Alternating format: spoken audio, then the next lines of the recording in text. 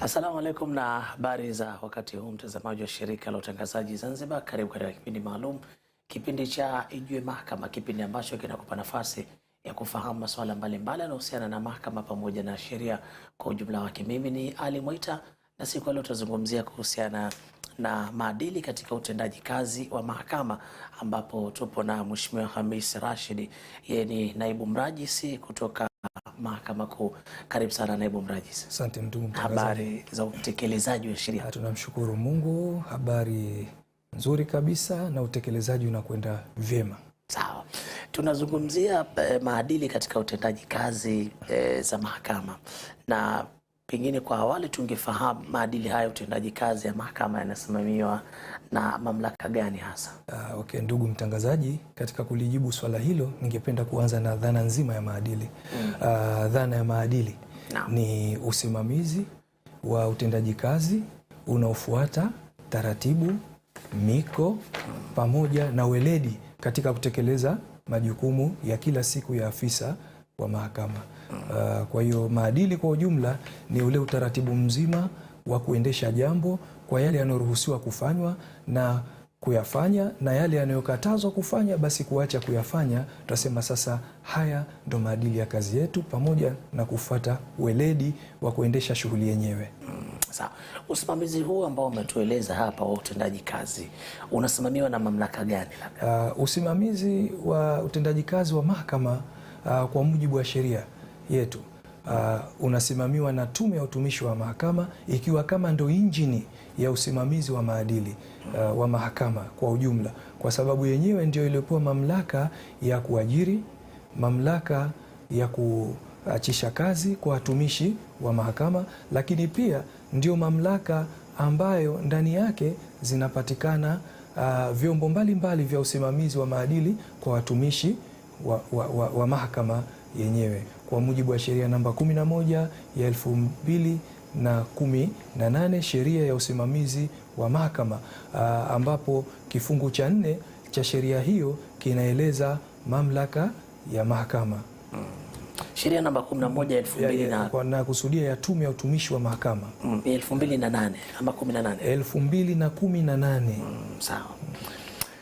Tuangalie sasa kwenye upande mwingine, tukiondoa tume hii ya utumishi ambayo kwa mujibu wa sheria hii namba 11 ya mwaka 2018 imekuwa ni msingi wa usimamizi wa utendaji kazi katika upande huu wa maadili. Tukiondoa tume, kuna chombo kingine ambacho labda kinasimamia maadili katika utendaji kazi wa mahakama? Sheria ya utumishi wa mahakama imeanzisha kamati mbili za maadili: kamati ya maadili ya majaji, Judges Ethics Committee, na kamati ya watumishi wa mahakama, yani Ethical Committee for Judicial Employees.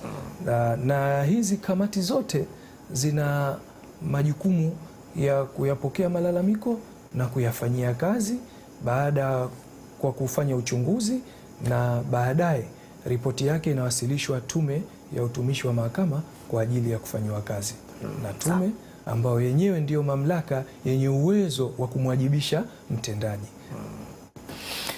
Tukilizungumzia swala la haki, ni jambo la lazima, ni jambo la wajibu ambalo mwananchi anapaswa kulipata. Tukirudi kwenye katiba yetu imeeleza vizuri sana kwamba kila mtu ana uhuru wa kupata haki.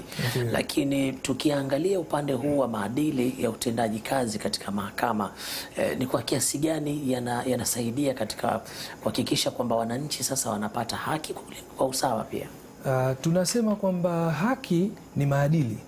Na kwa nini tunasema haki ni maadili? Nasema haki ni maadili kwa sababu jengo tu ni nyumba, sheria ni kitabu, ni maandishi ndani ya kitabu, lakini na ukiongeza na maadili, manake ikitumika sheria hiyo vizuri na majengo yale yakitumika kufanya kazi na watumishi wakaweza kufanya kazi kwa kufuata maadili, manake haki itaweza kupatikana kwa uhakika, kwa sababu mtumishi atafuata sheria kwa ukamilifu, atafuata maadili ya utendaji kazi ambayo yanamtaka awe hana upande wowote, asiegemee upande wowote, yanamtaka aamue kwa kufuata sheria, aamue kwa kuto kushawishiwa na kitu chochote kile, aamue kwa kutizama ushahidi uliokuwepo mbele yake na si vinginevyo. Kwa hiyo sasa, katika kuyatekeleza hayo, basi mtumishi huyu hapa tunasema haki, tuna matumaini itapatikana kwake, kwa sababu hata yale matendo ya uvunjifu wa maadili, kwa mfano kuto kujiengeji na masuala ya rushwa, kufanya kazi na kuamua kwa ukamilifu kabisa pasi na kuwa na upande wowote, lakini pia hata mwenendo wake ule mtumishi anaonekana kwamba hakuna mtu ambaye anamtilia shaka kwenye matendo yake na maadili yake na mwenendo wake wa kawaida. Kwa hiyo tunasema hapa sasa haki itapatikana kwa uhakika kabisa. Tunasema kwamba maadili ni haki. Sawa, maadili ni haki. Sasa kwenye utekelezaji tumeandaa mikakati gani kuona watumishi wetu wa mahakama ambao wanatusaidia katika kutafsiri sheria na kupatikana kwa haki hawakiuki miongozo na maadili ambayo ipo kwenye mahakama katika uendeshaji wa mashauri mbalimbali mahakamani? Kifungu cha 102 cha katiba ya Zanzibar ya mwaka 1984 kimeanzisha tume ya utumishi wa mahakama ambayo ndio injini, kama ambavyo nilitangulia kusema awali, ni injini katika usimamizi wa mahakama. Kwa nini injini? Kwa sababu yenyewe imepewa mamlaka ya kupendekeza watu wa kuteuliwa kuwa majaji, lakini kufanya uteuzi kwa watumishi wengine wa mahakama wakiwemo majaji na makadhi. Na hapa hii tume inapofanya inafanya vetting, inafanya scrutiny, kuhakikisha kwamba watu inawapata wanakuwa ni watu ambao wana maadili ya kutosha na wana sifa za kuchukua majukumu hayo. Kwa katika mchakato huo, manake kwanza tunaanza kuyasimamia maadili, lakini sehemu ya pili ya kuisimamia maadili ni kwamba na kuhakikisha kwamba mkakati wa kusimamia maadili kwamba tume yenyewe imepewa mamlaka sio ya kuajiri tu, lakini hata kumwajibisha mtu ambaye amevunja maadili, ikiwemo hata kumwachisha kazi. Kwa maana kwa mfumo huo sasa imejenga utaratibu wa uwajibikaji kwa wale watumishi wa mahakama.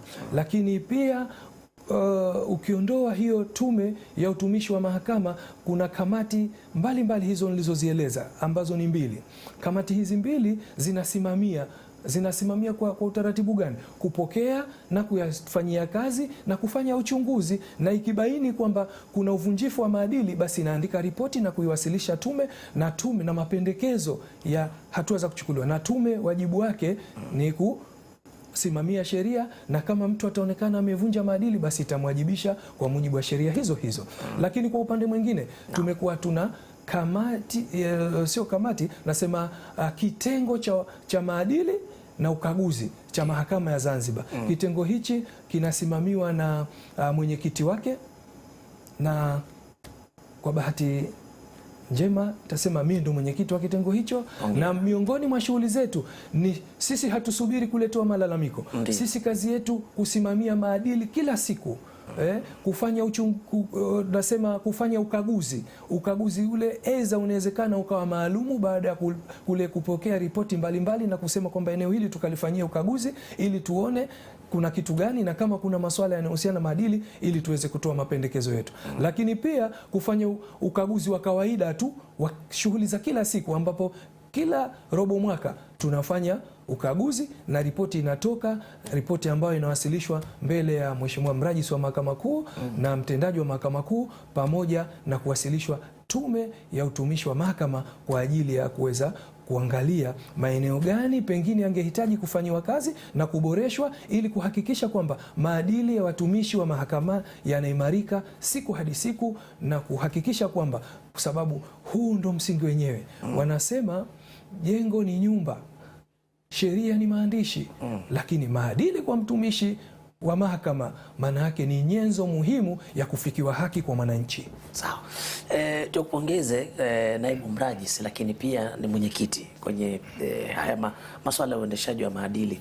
Labda nikuchokoze kidogo, naibu mrajisi, ni makosa gani ambayo wakati mnafanya ukaguzi pengine kwa mwaka ama kwa robo ya mwaka, mmebaini anajitokeza mara kadhaa katika swala hili la uvunjifu wa maadili kwa watumishi wetu mahakamani. Niseme tu ndugu mtangazaji na wananchi kwa ujumla, tokea tumeanza kufanya ukaguzi ni kwamba kasoro ambazo sisi tumekwenda kuziona sio za maadili hasa.